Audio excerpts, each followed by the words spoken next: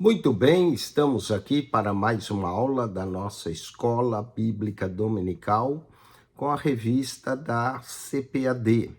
Na revista da CPAD, nesse primeiro trimestre, estamos estudando a defesa da fé cristã, falando de heresias antigas que ressurgem com uma roupagem nova em nossos dias. Vamos então hoje tratar da igreja. A igreja que tem uma natureza organizacional, mas a igreja é um organismo vivo. A igreja de Cristo, nós temos a visível, que é aquela que nós vamos e vemos os irmãos, porque a igreja são os irmãos, e a igreja invisível, que ela é composta de todos aqueles cristãos desde o primeiro século até os dias presentes. Essa é a igreja que alguns já partiram, mas são parte da igreja. Vamos abordar a igreja de uma natureza organizacional e vamos falar de algumas heresias também com relação à igreja nessa lição. Texto áureo, Tito, capítulo 1, verso 5. Por essa causa, Paulo escrevendo diz, por essa causa te deixei em Creta, para que pusesses em boa ordem as coisas que ainda restam, e de cidade em cidade estabelecesse presbíteros, como já te mandei. Tito, capítulo 1, verso 5. Qual é a verdade prática desse verso? Que a igreja é um organismo vivo, de natureza espiritual, e ao mesmo tempo é também uma organização, pôr as coisas em ordem. Note que aqui existe uma organização na ilha de Creta, quando Paulo deixa Tito para que ele vai pondo presbíteros de cidade em cidade, ou seja, estabelecendo uma organização, apesar que a igreja é sim um organismo vivo. Vamos ler essa carta de Paulo, Tito, que é uma das epístolas pastorais, capítulo 1, verso 1 ao 9. Paulo, servo de Deus e apóstolo de Jesus Cristo, segundo a fé dos eleitos de Deus e o conhecimento da verdade, que é segundo a piedade, em esperança da vida eterna, a qual Deus, que não pode mentir, prometeu antes dos tempos dos séculos, mas a seu tempo manifestou a sua palavra pela pregação que me foi confiada, segundo o mandamento de Deus, nosso Salvador. A Tito, meu verdadeiro filho, segundo a fé comum, graça, misericórdia e paz da parte de Deus Pai e da do Senhor Jesus Cristo, nosso Salvador. Por essa causa te deixei em Creta, para que pusesses em boa ordem as coisas que ainda restam, e de cidade em cidade estabelecesses presbíteros, como já te mandei. Aquele que for irrepreensível, marido de uma mulher, que tenha filhos fiéis, que não possam ser acusados de dissolução, nem são desobedientes, porque convém que o bispo seja irrepreensível, como dispenseiro da casa de Deus, não soberbo, nem iracundo, nem dado ao vinho, nem espancador, nem cobiçoso de torpe ganância, mas dado à hospitalidade, amigo do bem, moderado, justo, santo, temperante, retendo firme a fiel palavra, que é conforme a doutrina, para que seja poderoso tanto para admoestar, como a sã doutrina, como para convencer os contradizentes. Olha aí que qualidades maravilhosas encontramos daqueles que devem estar à frente do trabalho, que devem possuir essas qualidades que Paulo descreve aqui, que são boas qualidades para evitar escândalos daquele que está na frente da obra de Deus. Vamos então ao comentário da nossa lição, começando pela introdução. A palavra-chave aqui dessa lição chama-se organização. A Bíblia apresenta a igreja como corpo espiritual de Cristo e como um organismo vivo, aonde cada membro desse corpo tem as suas funções. Mas esse organismo vivo se reúne em reuniões em torno do Senhor Jesus e de suas ordenanças. Por outro lado, é também uma organização, uma congregação ou uma assembleia em sua forma de governo. A presente lição pretende mostrar aqui a natureza organizacional da igreja. Falemos de Tito e das igrejas na ilha de Creta. Tito, verso 4, o apóstolo escreveu a sua carta a Tito, estando ele em Nicópolis, na costa oeste da Grécia, ou mais provavelmente a caminho dessa região, pois ele afirma, o apóstolo Paulo afirma, deliberei invernar ali e não aqui. Como as epístolas a Timóteo, a de Tito, traz-nos importantes diretrizes para os pastores em todos os lugares e em todas as épocas. Por isso, Tito é chamado de verdadeiro filho do apóstolo Paulo, filho na fé, expressão que o apóstolo também usa para Timóteo, 1 Timóteo 1:2. Falando um pouco de Tito, Tito era grego, nós vemos ele aparecendo em Gálatas 2:3, convertido provavelmente em Antioquia da Síria. Seu nome não é mencionado no livro de Atos dos Apóstolos, mas aparece 9 vezes em 2 Coríntios, 2 vezes em Gálatas, Gálatas 2, 1 e 3, uma vez em 2 Timóteo 4:10 e na epístola que lhe fora destinada, a epístola de Tito, que traz o seu nome. Tito foi companheiro do apóstolo Paulo em suas viagens missionárias e ajudou o apóstolo em Roma, de acordo com 2 Timóteo 4:10, e em Nicópolis, Tito, capítulo 3, verso 12. Esse pastor foi o pastor da ilha de Creta, pastor de Creta, verso 5. Ele foi constituído pastor da ilha de Creta pelo apóstolo Paulo e foi colocado ali para colocar em boa ordem as coisas que restam e também para estabelecer presbíteros de cidade em cidade. Os relatos do livro de Atos omite esse trecho do itinerário de Paulo, que ele tenha passado pela ilha de Creta, mas, de acordo com a carta de Tito, ele passou por Creta durante a sua 4ª viagem de condição de prisioneiro com destino a Roma, num local que é chamado de Bons Portos, Atos, capítulo 27, verso 8. Pelo que parece que não foi nessa ocasião que ele deixou Tito em Creta. Em 67 a.C., Roma anexou a ilha de Creta ao seu império, unindo a Cirene, que ficava no norte da África, nos termos da Líbia, com uma só província.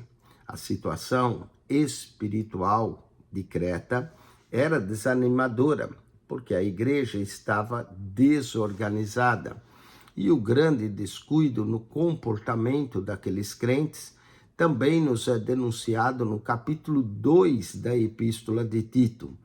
Parece que o relaxamento espiritual era consequência de um desleixo natural, que era característica dos cretenses. Quando lemos Tito, capítulo 1, versículo 12 e 13, notamos esse relaxamento dos cretenses. Olha o que Paulo diz. Um deles, o seu próprio profeta, disse: os cretenses são sempre mentirosos, bestas ruins, ventres preguiçosos. E o verso 13, Paulo diz: esse testemunho é verdadeiro. Portanto, repreende-os severamente para que sejam sãos na fé, não dando ouvido a fábulas judaicas, nem aos mandamentos de homens que se desviam da verdade. Outro problema ali é também que havia esses judaizantes que traziam essas fábulas, conforme lemos no verso de número 14, fábulas judaicas. E esses judaizantes também eram rebeldes, mercenários e provocadores de divisão, de acordo com verso 10 ao 16, porque há muitos desordenados faladores, vãos e enganadores, principalmente os da circuncisão. E olha o verso 16, confessam que conhecem a Deus, mas negam com as obras, sendo abomináveis e desobedientes e reprovados por toda boa obra. Bom, a sinopse, tópico 1. O apóstolo Paulo colocou Tito como pastor em Creta para cuidar das demandas organizacionais e orgânicas da igreja, para estabelecer presbíteros de cidade em cidade, a fim de organizar e pôr em ordem as coisas que andavam desordenadas. Vamos ao ponto 2, falando da institucionalidade bíblica da igreja. A igreja é sim uma instituição e não é humana, ela é bíblica. A instrução paulina quanto à organização eclesiástica que Paulo instrui a Tito, estamos nos concentrando nessa carta, mas podemos observar também nas outras cartas de Paulo, não se restringe a uma estrutura ministerial. Estabelecer presbíteros ou bispos de cidade em cidade, verso 5, e instruir os líderes durante a sua carreira apostólica. Vemos isso em Atos, capítulo 14, verso 23, Atos 20, verso 28. O apóstolo já vinha fazendo isso. O Novo Testamento nos revela a origem e o desenvolvimento desse governo da igreja. O apóstolo também menciona na sua carta aos Filipenses, capítulo 1, verso 1, onde ele menciona bispos e diáconos. O contexto da epístola nos dá a entender que o relaxo e o descuido que estavam as comunidades cristãs na ilha de Creta era também reflexo dessa cultura da região, dos cretenses preguiçosos, ventres preguiçosos, né, conforme o verso 2, sempre mentirosos, bestas ruins, Tito 1,12, é um problema meramente ministerial, principalmente se esse tipo de conduta afetava o ministério da igreja. Vamos então ao ponto 2.2 da nossa lição, a igreja como instituição. Podemos definir organismo como forma individual de vida, de um ser ou de algo vivente. Na eclesiologia, que é a doutrina que estuda a igreja, o ensino ou estudo sobre a igreja significa ser a igreja um organismo vivo, porque ela é um corpo espiritual e vivo, cuja espiritualidade da igreja é gerada pelo Espírito Santo. 1 Coríntios 3,16 diz que nós somos templo do Espírito Santo. 1 Coríntios 6,19 também, Efésios 2,21. Portanto, a igreja é uma instituição, mas uma instituição divina, que veio à existência pelo poder de Deus. Mas o nosso enfoque aqui é a igreja como uma organização. Quando se fala em institucionalizar, dar caráter institucional ou tornar institucional, significa estabelecer uma organização. Hoje há grupos que não querem se submeter a nenhuma organização e reúnem em casa e são chamados por alguns de desigrejados, porque eles não pertencem a nenhuma organização. Há outros grupos que preferem igrejas que não são denominações grandes, preferem igrejas que nós chamamos interdenominacionais, quando na verdade o interdenominacionalismo é outra denominação. E às vezes gira em torno dessas igrejas independentes, interdenominacionais, em torno de um líder. E depois da morte desse líder, ou da passagem desse líder, ou do envelhecimento do líder, enfim, a igreja ou a organização fica sem uma liderança forte, principalmente se o líder não desenvolveu outros líderes. Na igreja também aconteceu isso com o tempo.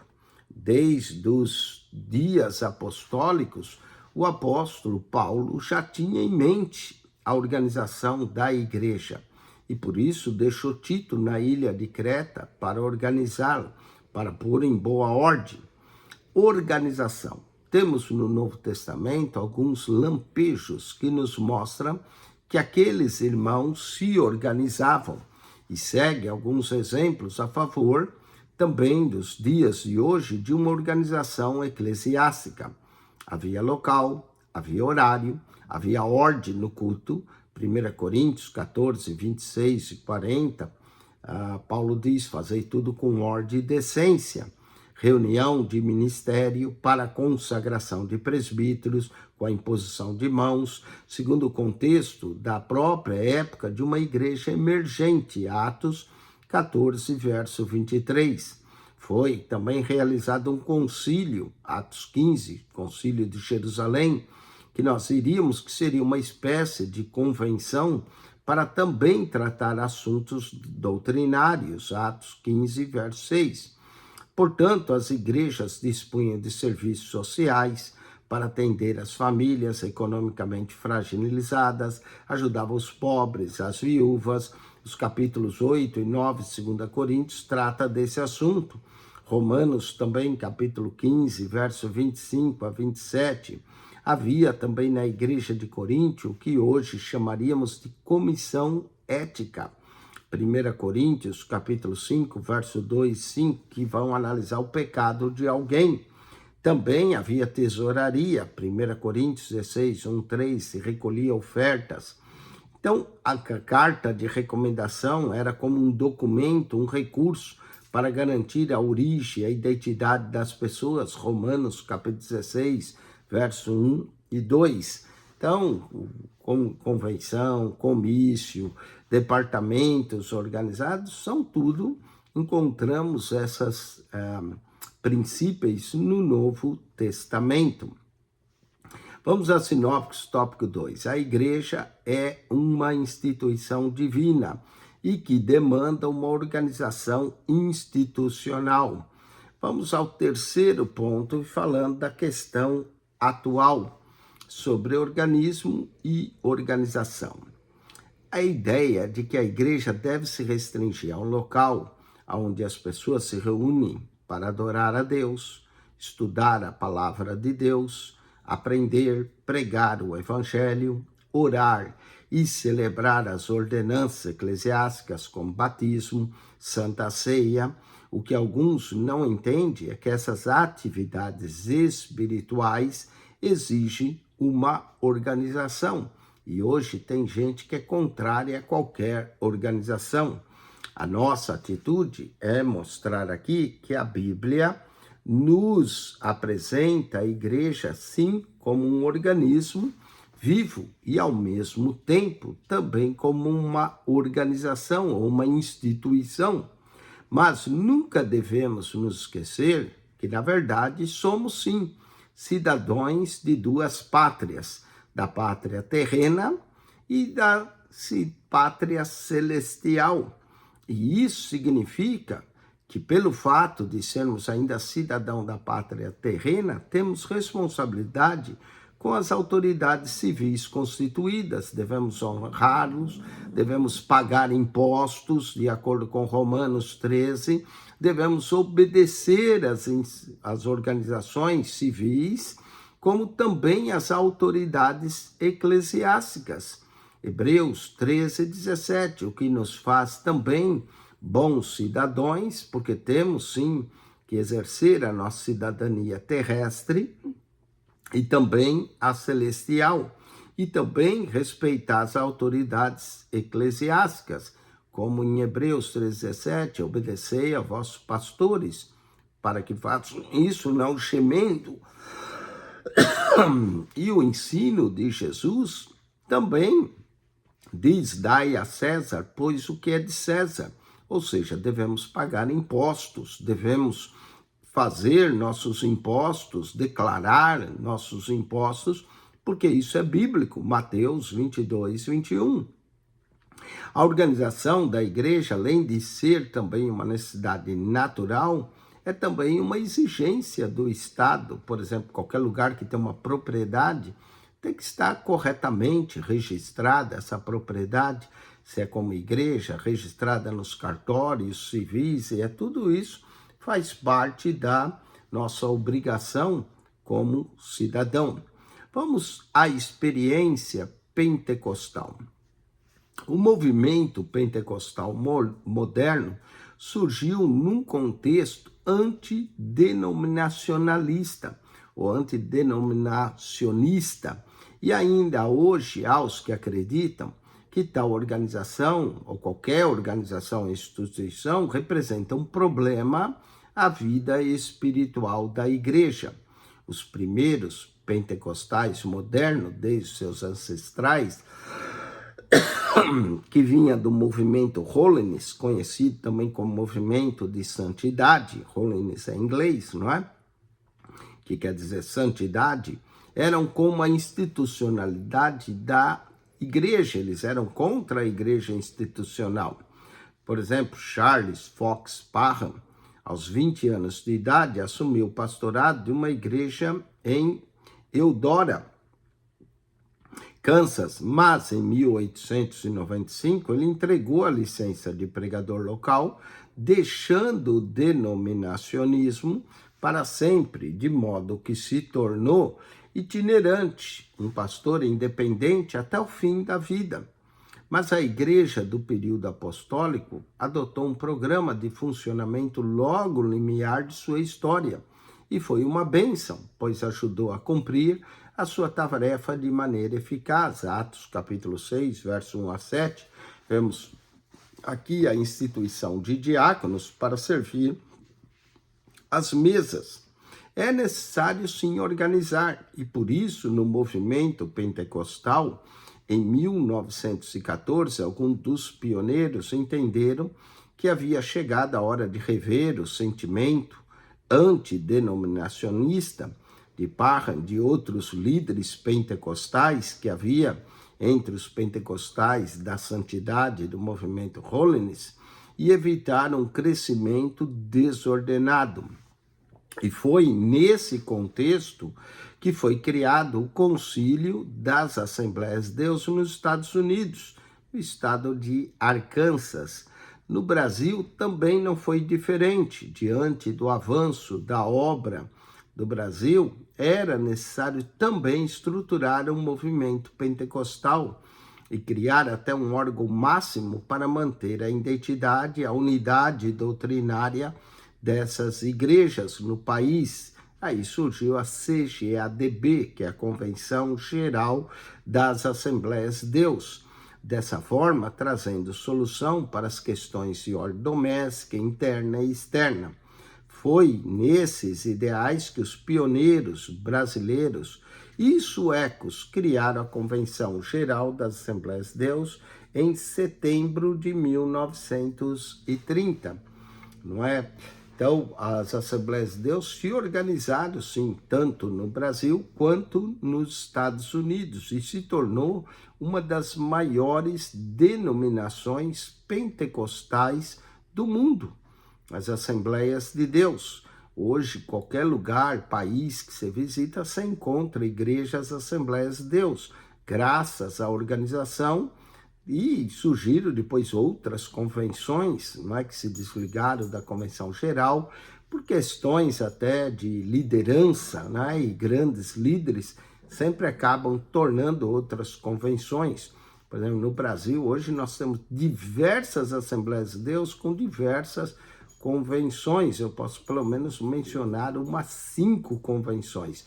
Nós temos a Convenção Geral das Assembleias de Deus, nós temos a Convenção de Madureira, que é a CONAMAD, nós temos a Convenção do pastor Silas Malafaia, da Igreja Assembleia de Deus Vitória em Cristo, é uma convenção separada. Nós temos a convenção do pastor Samuel Câmara, que é a convenção das Assembleias de Deus do Belém, Belém, aqui é Belém do Pará.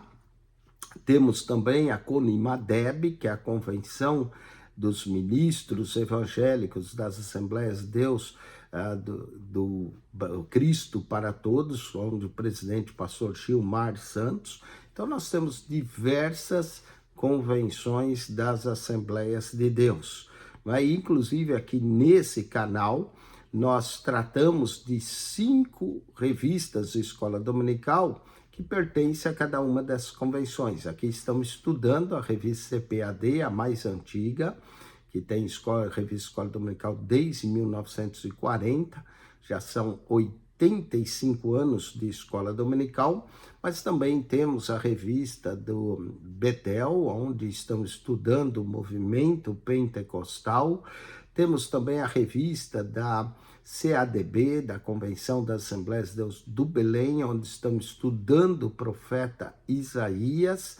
Temos também a revista da Central Gospel, que é a convenção do pastor Silas Malafaia, Assembleia de Deus Vitória em Cristo, a DEVEC, e temos também a revista da CONIMADEB, onde estamos estudando a nova identidade do cristão em Cristo. Então você pode acionar todas essas escolas dominicais, estar aprendendo, acompanhando nesse canal aqui do YouTube. Então temos sim organismo e organização. Não são excluentes em si, mas são necessárias para a missão da igreja, e a igreja cresce. E as Assembleias de Deus continuam sendo estabelecidas em diferentes locais. Conclusão: é importante entender que organização e organismo não são elementos excludentes em si mesmo, mas o contrário.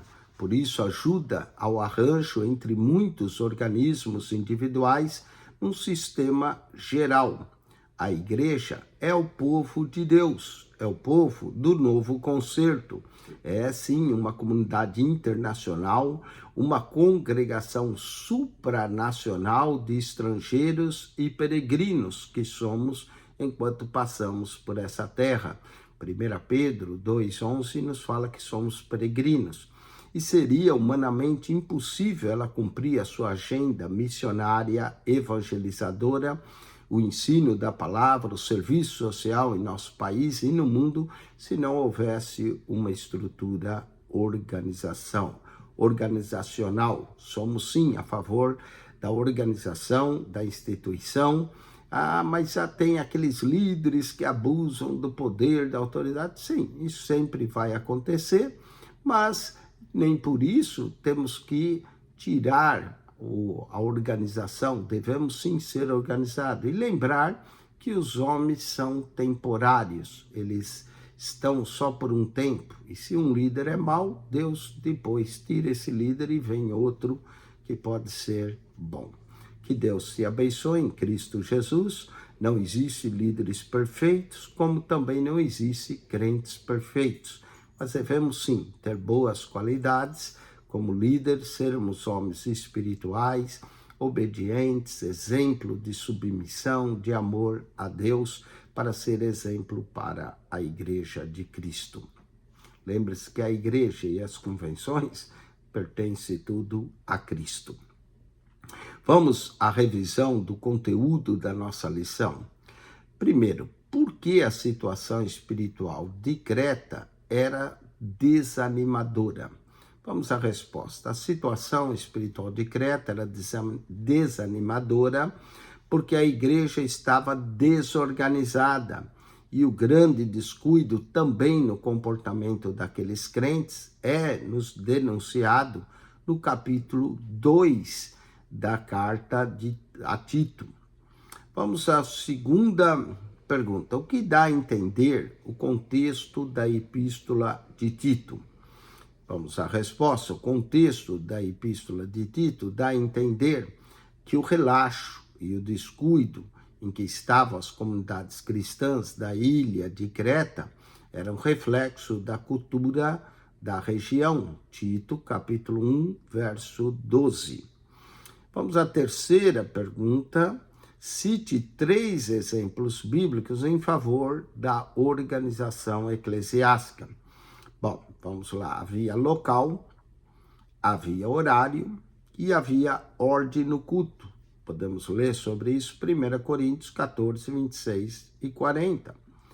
Reunião de ministério para consagração de presbíteros, segundo o contexto da época de uma igreja emergente, Atos capítulo 14, verso 23.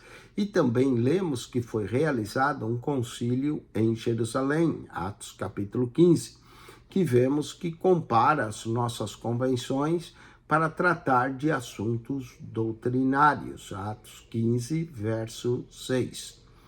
Quarta pergunta, qual a nossa atitude em relação aos que pensam ser a igreja apenas local de culto? A resposta é, nossa atitude é mostrar que a Bíblia nos apresenta a igreja também como um organismo e, ao mesmo tempo, uma organização. Quinta pergunta, por que o programa de funcionamento adotado pela igreja do período apostólico foi uma bênção? E a resposta é, a igreja do período apostólico adotou um programa de funcionamento logo no limiar de sua história e foi uma bênção. Podemos ver isso, né? Assim que surgiu um problema, o estabelecimento de diáconos ajudou a cumprir a tarefa de maneira eficaz. Atos capítulo 6, verso 1 ao 7.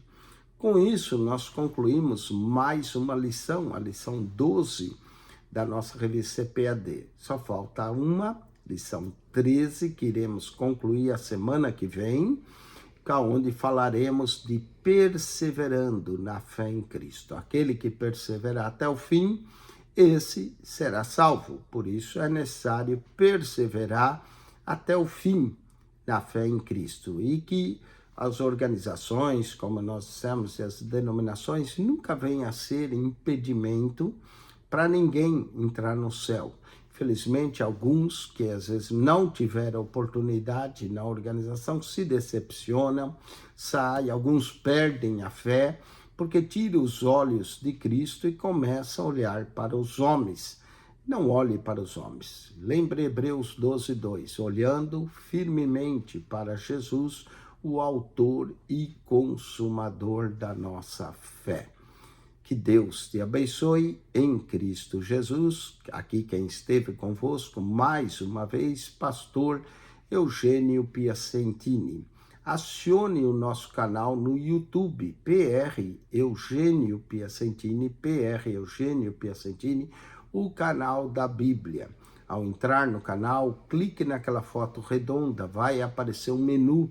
Clique no playlist, ali no playlist você vai encontrar um total de 252 pastas com mais de 7.600 vídeos para você. PR Eugênio Piacentini, o canal da Bíblia. Subscreva.